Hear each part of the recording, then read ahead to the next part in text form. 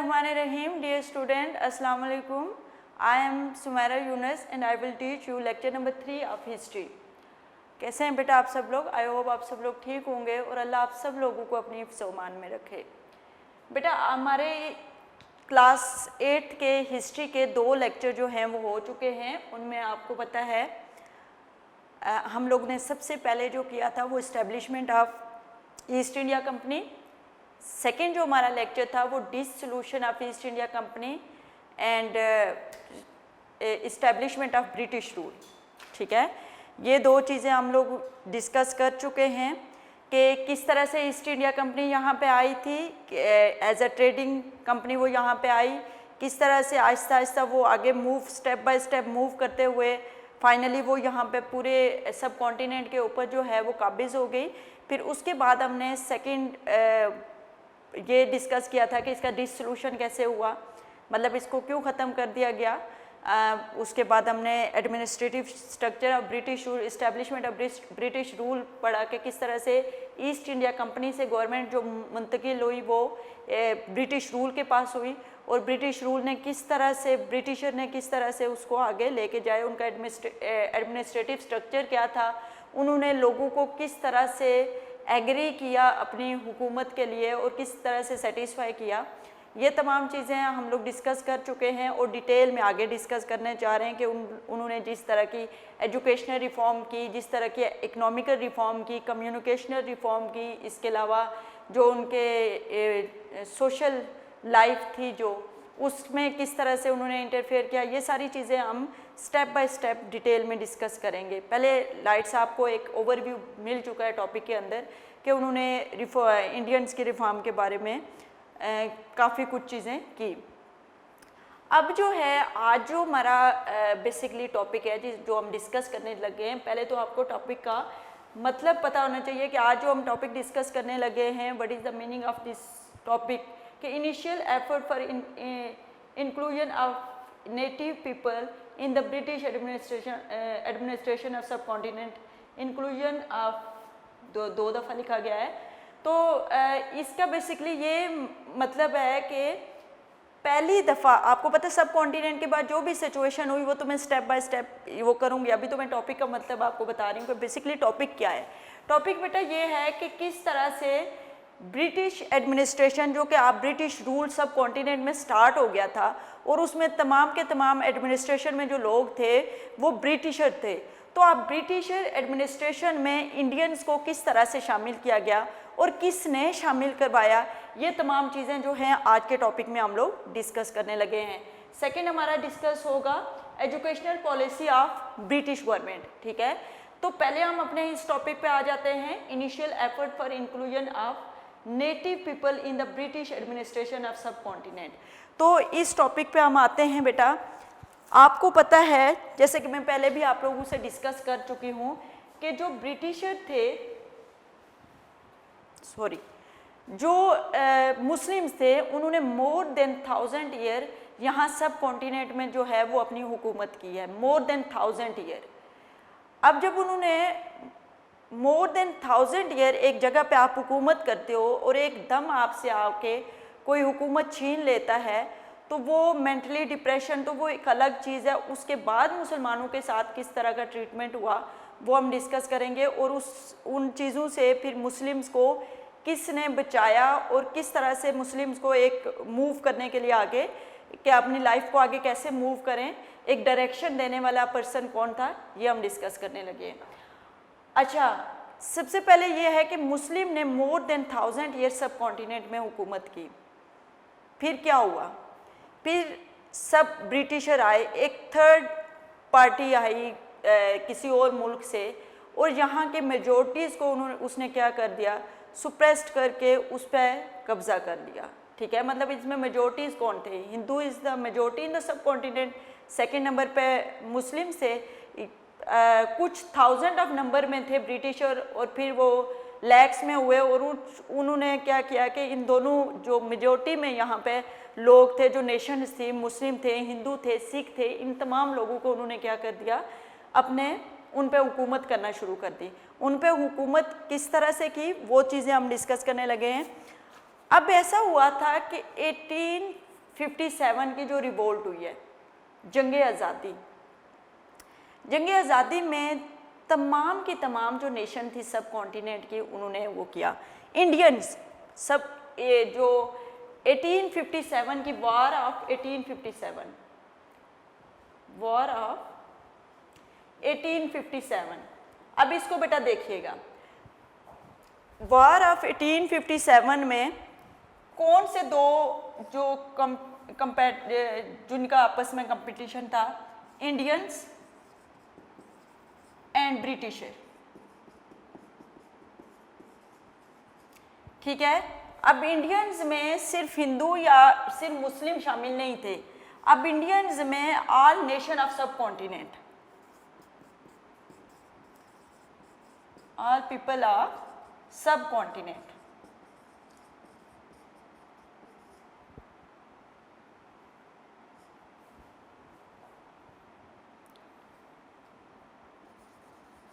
वो कैसे, मुस्लिम मेजर दो हम लोग लिखते हैं यहाँ पे, हिंदूज एंड सेकेंड मुस्लिम, ये दो मेजर पार्टीज थी और दूसरी तरफ ब्रिटिशर थे। अब इनके बीच में जो है जंग आज़ादी हुई है, लेकिन इसके बाद के आफ्टर इफेक्ट क्या हुए, इंडिपेंडेंस वार 1857 के आफ्टर इफेक्ट्स क्या हुए, अभी हम डिस्कस करने लगे आफ्टर इफेक्ट्स। आफ्टर इफेक्ट्स ये हुए कि जो सब कॉन्टिनेंट के में मुस्लिम, हिंदूज, सिख, तमाम नेशंस ने 1857 की वार में ब्रिटिशर के अगेंस्ट जो है जंग लड़ी थी, और वो जंग फिर इंडिपेंडेंस वार जो है इंडियंस हार गए थे, ब्रिटिशर जीत गए थे। जब ब्रिटिशर जीत गए तो डेफिनेटली रूल किसके पास चला गया, ब्रिटिशर के पास चला गया। जब ब्रिटिशर के पास रूल चला गया तो उन्होंने इंडियंस में एक ऐसी नेशन थी जिसके साथ मेल ट्रीटेड करना शुरू कर दिया। अब मेल ट्रीटेड क्या होता है, बुरा सलूक करना, जिनके साथ बहुत ज़्यादा बुरा सलूक करना शुरू कर दिया वो मुस्लिम्स। अब मुस्लिम के साथ जस्ट उन्होंने क्यों बुरा सलूक किया, मतलब वार में हिंदूज भी थे, सिख भी थे, दूसरी और कम्युनिटीज़ भी थी, तो सिर्फ उनके जुल्म का शिकार मुस्लिम ही क्यों हुए। तो उसकी रीज़न ये है कि मैंने पहली लाइन जो बोली थी कि मुस्लिम जो हैं यहाँ पे रूल जो करते रहे हैं वो मोर देन 1000 ईयर करते रहे हैं। अब उनको एक तो ब्रिटिशर को ये था कि हुकूमत उनसे ली थी, तो उनको एक डर ज़रूर था कि इनमें से फिर कोई बगावत ना कर पाए। मतलब उस टाइम सबसे स्ट्रॉन्ग जो लग रहा था कि जाहिर सी बात है 1000 साल आप कहीं पे हुकूमत कर रहे हों तो आप में अभी वो लोग मौजूद होंगे जो आपको टफ टाइम दे सकते हैं। और उसके बाद जो टीपू सुल्तान, उसके बाद जो सिराजुद्दौला और ये तमाम लोग जिनके साथ इनकी हुई थी, वार हुई थी, उसमें ब्रिटिशर को अच्छा खासा टफ टाइम देखने को मिला था। ठीक है, तो इसलिए ब्रिटिशर अभी तक जो है मुस्लिम से थोड़ा सा खौफज़दा थे कि इन्होंने 1000 साल यहाँ पे हुकूमत की है, तो हो सकता है इनमें से फिर कोई बगावत कर जाए। तो इसलिए उन्होंने मुस्लिम्स को बुरी तरह से सुप्रेस्ड किया, बुरी तरह से उनका बुरे से बुरा सलूक किया। उसमें क्या क्या किया, उनसे तमाम की तमाम जो उनकी प्रॉपर्टीज़ थी वो कन्फिस्केटेड कर दी, मतलब उन पे तमाम प्रॉपर्टीज़ पे कब्ज़ा कर लिया। उनको जो भी वो सिविल सर्विसेज थी उनको सिविल सर्विसेज से जो है निकाल दिया। उसके अलावा जो उनकी मतलब यहाँ पे आपके इधर है कि their properties were confiscated and they were expelled from services, their business were destroyed. वो जो कारोबार करते थे वो तमाम के तमाम कारोबार उन्होंने क्या कर दिए, तबाह कर दिए। उसके बाद they become pray of poverty and exploitation, और उनको एक गुर्बत की लाइफ गुजारने पे मजबूर कर दिया। ये किसको किया, मुसलमानों को किया कि वो इस तरह की लाइफ।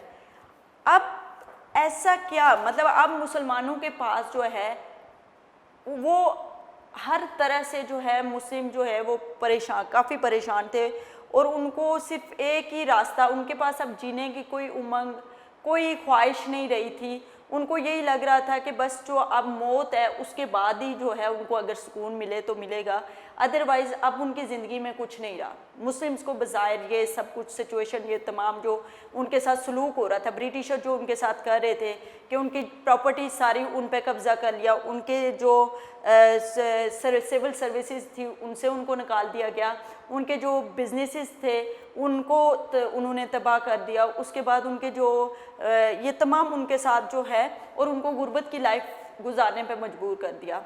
और भी इसी तरह से उनको कत्ल करना, ये करना, मर्डर करना, ये तमाम चीज़ें भी थी।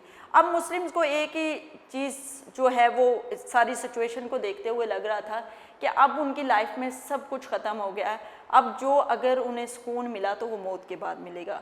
लेकिन ऐसा कौन सा बंदा आया कि उसने उनके अंदर एक जीने की उमंग डाली, फिर उनको लाइफ में आगे मूव करने को कहा, उनको कुछ सजेशंस दी। उनके लिए कौन खड़ा हुआ ब्रिटिशर के सामने, और ब्रिटिशर को उनके राइट देने के लिए किसने मजबूर किया। और वो पर्सनैलिटी सर सैयद अहमद ख़ान, जिनके बारे में आप छोटी क्लासेस से ही पढ़ना शुरू हो गए हैं कि सर सैयद अहमद ख़ान आपको पता है कि पैदा हुए थे 1817 में और उनकी जो डेथ हुई थी, वफ़ात पाए थे, वो 1898 में पाए थे। उस दौरान उन्होंने मुसलमानों के लिए और इंडियंस के लिए बहुत ज़्यादा खिदमत की। अब सर सैयद अहमद ख़ान का थोड़ा सा इंट्रोडक्शन देना चाहूँगी, आप लोग पहले भी पढ़ चुके हो, लेकिन ये 1857 की रिवोल्ट के हवाले से जो है वो थोड़ा सा उनका इंट्रोडक्शन देना बहुत ज़रूरी है। Sir Sayyid Ahmad Khan basically service कर रहे थे अंडर ईस्ट इंडिया कंपनी, मतलब ब्रिटिशर के अंडर जो है वो जॉब कर रहे थे। अब ये 1857 की वार स्टार्ट हो गई। 1857 में बिजनौर में उस टाइम सर सैयद अहमद ख़ान जो है वो अपनी खिदमत सर अंजाम दे रहे थे। उस टाइम उन्होंने तकरीबन मोर देन 20 सोल्जर जो थे, ब्रिटिशर सोल्जर थे या वहाँ के लोग ब्रिटिशर थे, उनकी जो जान जो है उन्होंने बचाई जंगी आज़ादी में, मतलब इंडियन से ब्रिटिशर को बचाया, तकरीबन मोर देन 20 पीपल्स को। लेकिन जब वो वापस आए 1857 के बाद, जब वो रिवोल्ट ख़त्म हुई, फाइनली ब्रिटिशर जो है उनके पास रूल चला गया।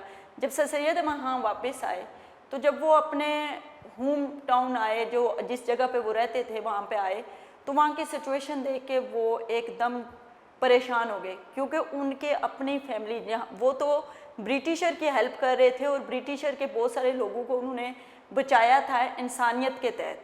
अब उनके साथ क्या हुआ, उनकी फैमिली के बहुत सारे करीबी लोग जो है वो 1857 की वार में जो है वो शहीद हो गए।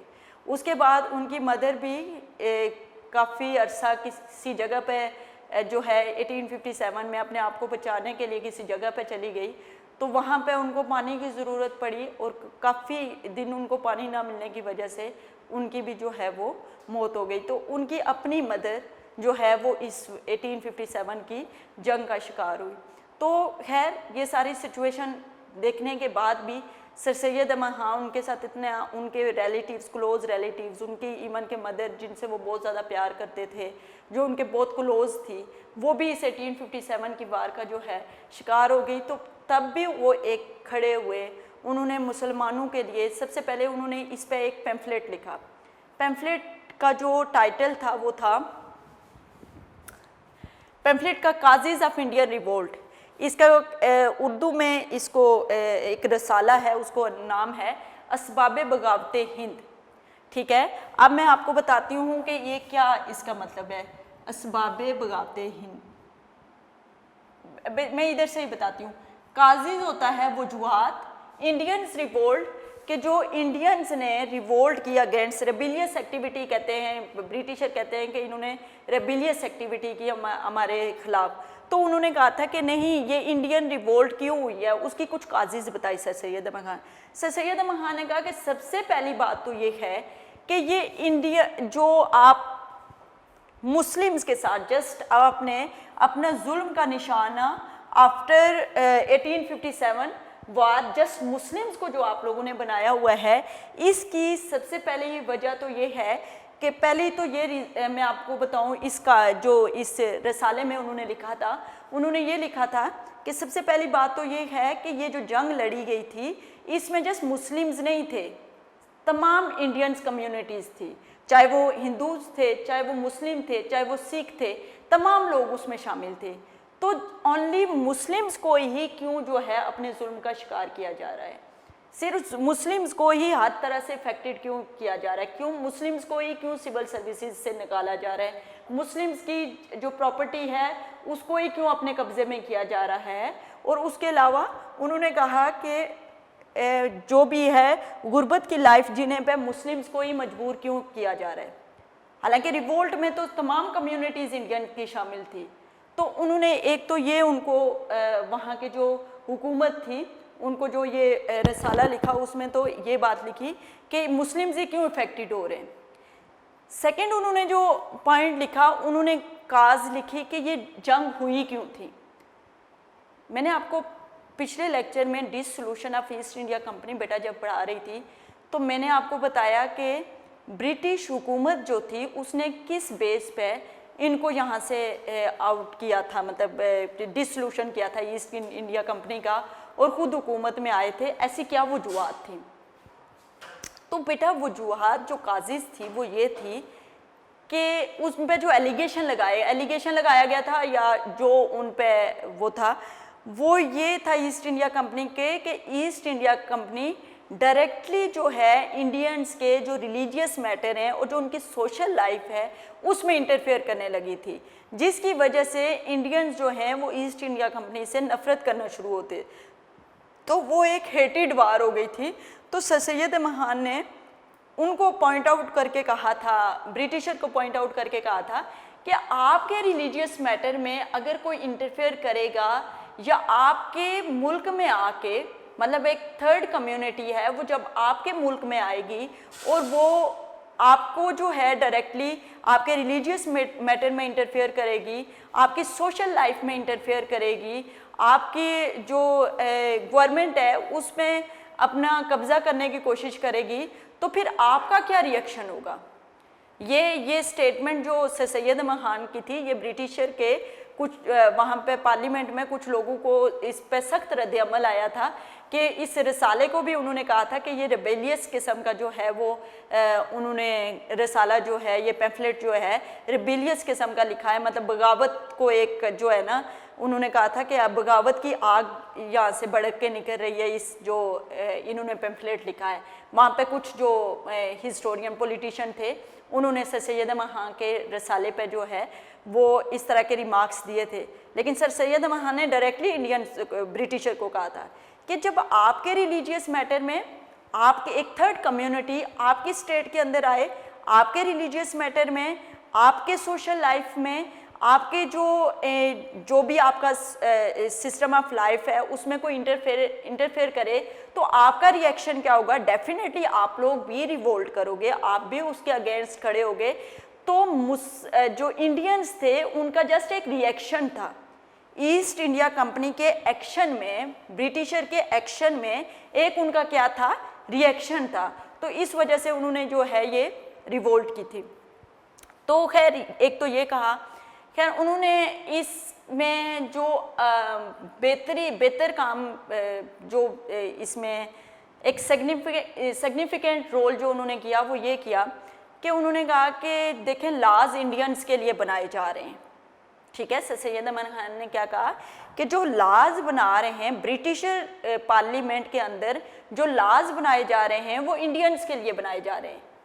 अब ब्रिटिश पार्लियामेंट को इंडियंस के प्रॉब्लम का क्या पता, इसलिए आप ब्रिटिश पार्लियामेंट में तो इंडियन को शामिल नहीं कर रहे, लेकिन जो लोकल कौंसिल इंडिया की है उसमें तो कम से कम इंडियंस को शामिल कर लें, जो मतलब अपने तमाम इंफॉर्मेशन जो इंडिया की कन्वे करती थी इंडियन ब्रिटिश पार्लियामेंट को। उन्होंने कहा था कि वो जो आपने मैसेज कन्वे करना है वो जो कौंसिल है उसमें इंडियंस को शामिल करें, क्योंकि जो नेटिव की प्रॉब्लम है वो नेटिव ही जानते हैं। वो ब्रिटिश पार्लियामेंट वहाँ पे बैठ के बरतानिया में बैठ के यहाँ इंडियन के मसाइल को जो है ना तो अंडरस्टैंड कर सकता है और ना इन मसाइल पे कोई पॉलिसी बना सकता है। तो इसलिए इंडियंस को आप इसमें लेजिस्लेशन में जो कौंसिल लोकल कौंसिल लेजिस्लेशन है इसमें शामिल करना बहुत ज़रूरी है।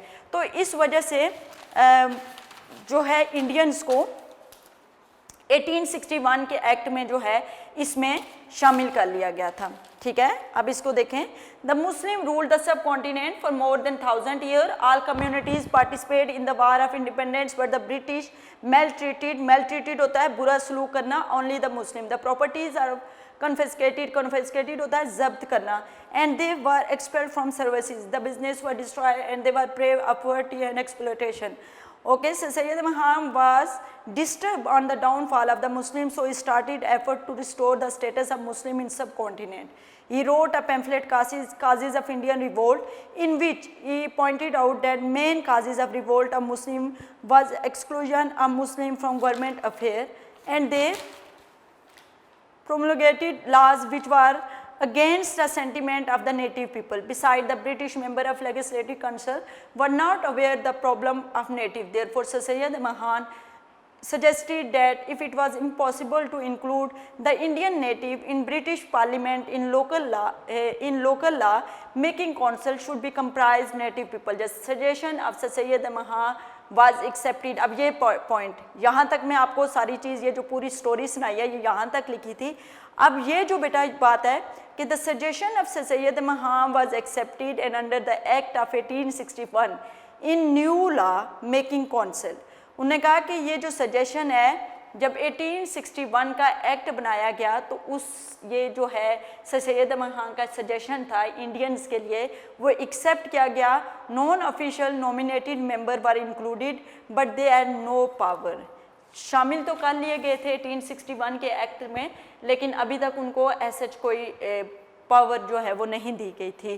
तो ये भी एक बहुत बड़ी अचीवमेंट थी सर सैयद अहमद खान की इंडियंस के लिए कि कम से कम उनको यहाँ जो कौंसल्स थी उस कौंसल में जो है वो शामिल किया गया। अब जो है हम educational policy of British government जो है इसको डिस्कस करेंगे। इसको जस्ट मैं ओवरव्यू बताऊंगी, नेक्स्ट जो मेरा लेक्चर होगा इसमें मैं डिटेल में जो है इसके बारे में बताऊंगी। Educational policy of British government, इसका मैं थोड़ा सा इंट्रोडक्शन दे रही हूँ ताकि मेरा जब नेक्स्ट लेक्चर हो तो इसको जो है मैं डिटेल में लेके चलूँ। ठीक है, ये हम लोगों ने डिस्कस कर लिया जो हमारा था कि किस तरह से कंसोलिडेशन ऑफ ब्रिटिश रूल कि किस तरह से उनको शामिल किया गया, वो तमाम चीज़ें मैंने आपको बता दी कि वार हुई 1857 में, उसमें तमाम इंडियंस जो हैं उन्होंने पार्टिसिपेट किया अगेंस्ट ब्रिटिश, और उस वार में सिर्फ जो जुल्म का शिकार किया गया वो मुसलमानों को किया गया। और फिर इस तरह से जो है वो तमाम चीज़ें सैयद अहमद खान ने मुसलमानों की कंडीशन को देखते हुए पैम्फलेट लिखा काजीज़ ऑफ इंडियन रिवोल्ट, उस में क्या क्या चीज़ें लिखी वो मैंने आपको सारी बता दी। अब जो है बेटा educational policies of British government, अब ब्रिटिशर ने कुछ एजुकेशनल पॉलिसीज़ बनाई थी। अब उन एजुकेशनल पॉलिसीज़ में मैं सबसे पहले जो है दो बंदे जो हैं वो उनको बहुत ज़्यादा ब्रिटिशर जो है हिस्टोरियन हैं जिन्होंने एजुकेशनल पॉलिसीज़ बनाई थी, उसमें लॉर्ड मैकॉले है और उसके अलावा हैं चार्ल्स वुड डिस्पैच। अब लॉर्ड मैकॉले मिनट, अब जो लॉर्ड मैकॉले मिनट है, मिनट बेसिकली उनका नाम नहीं है, मिनट वो प्रपोजल है जो लॉर्ड मैकॉले ने लिखा था। लॉर्ड मैकॉले ने क्या minute on Indians education, Indians education पे लॉर्ड मैकॉले ने एक पैम्फलेट लिखा था। उस पैम्फलेट में क्या था, उस पैम्फलेट में उन्होंने कहा था कि जो इंडियंस हैं, मतलब जो इंडियंस हैं वो बेसिकली बहुत कंजर्वेटिव माइंड है, इनका जो सोशल सिस्टम है, इनके जो कस्टम्स हैं, इनकी जो वैल्यूज़ हैं वो शुरू से ही इनको जो है वो उनका इनके सोशल सिस्टम ने ही इनका जो है कॉन्फिडेंस लेवल बहुत लो किया हुआ है। तो इन लोगों का लाइफस्टाइल जो है उसको बेहतर बनाने के लिए यहाँ सबसे पहले तो इंग्लिश लैंग्वेज को प्रमोट करना पड़ेगा, मतलब यहाँ पे जो भी एजुकेशन देनी पड़ेगी यहाँ की जो लोकल लैंग्वेजेस है जिसमें पर्शियन हो गई, अरेबिक हो गई, संस्कृत हो गई, ये तमाम लैंग्वेजेस को रिप्लेस करके यहाँ पे जो लैंग्वेज इम्पोज करनी होगी वो इंग्लिश करनी होगी, और इस तरह से इन लोगों का लाइफस्टाइल जो है हम बेहतर करेंगे। खैर लॉर्ड मैकॉले को हम इन डिटेल नेक्स्ट लेक्चर में डिस्कस करेंगे। आज के लेक्चर जो है हमारा यहाँ पे जो है ख़त्म होता है। इसमें आपका जो डायरी वर्क है बेटा उसमें आप initial effort for inclusion of native people in the British administration of सब कॉन्टिनेंट, इसको जो है आप लोग कर लीजिएगा सर सैयद महां का। ठीक है, तो नेक्स्ट लेक्चर में जो है वो आगे जो है education system of British government, आज थोड़ा सा मैंने ओवरव्यू बताया। अब नेक्स्ट लेक्चर में इसको मैं डिटेल में आपको बताऊंगी कि ये बेसिकली किस तरह से एजुकेशनल सिस्टम है। लॉर्ड मैकॉले और जो है चार्ल्स वुड डिस्पैच, उनमें क्या क्या प्रपोजल हैं वो डिटेल में मैं जो है नेक्स्ट लेक्चर में डिस्कस करूंगी। नेक्स्ट लेक्चर तक के लिए इजाज़त दे दे, अल्लाह हाफिज़।